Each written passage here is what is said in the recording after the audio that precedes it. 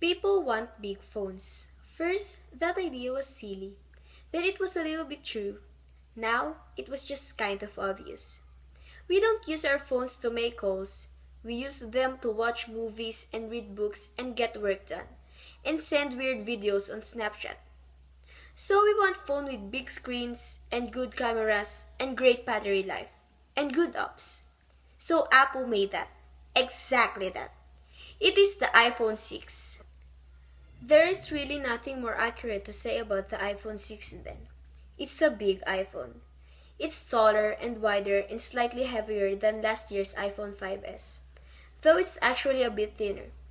It comes in the same three colors as the 5S: silver, gold, and space gray, plus three storage options. You're here to get 16 gigabytes plus 64 or 128 gigs if you upgrade.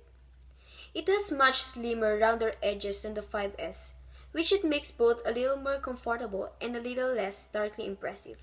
Because it's thinner, it's still easy enough to hold it one hand. The iPhone 6 looks a bit like the very first iPhone actually. It's really well made, sturdy and high-end, and even the buttons feel better to click. The power button is on the right side, and the volume buttons are a little longer and a lot clickier. The front of the phone is all about the 4.7-inch 1334 by 750 screen. It looks great, like the iPhone screen tab for a while.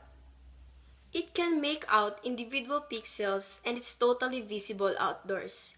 The screen curves into the edges of the phone, which makes tapping and swiping feel a lot more natural.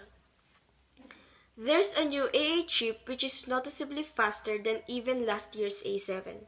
And the A8 motion processor can tell you how many flights of stairs you've climbed, in addition to your steps and lots of other new health ideas. Even the speaker's louder. The batteries are a little bigger and noticeably better. The camera is still 8 megapixels, but the camera's been upgraded in a bunch of great ways. It uses when Apple calls focus pixels to do face detect autofocus, and it is just insanely fast. You can take higher resolution panoramas. There's a lot of new software, time-lapse videos, burst selfies, a new Photos app, and more.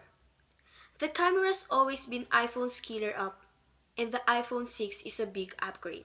It feels like Apple playing catch-up, giving people what they want and nothing more. I wish Apple had taken a chance to rethink how we use a phone, now that our phones are so big. Instead, we just got a really great big phone. Nothing less and nothing more.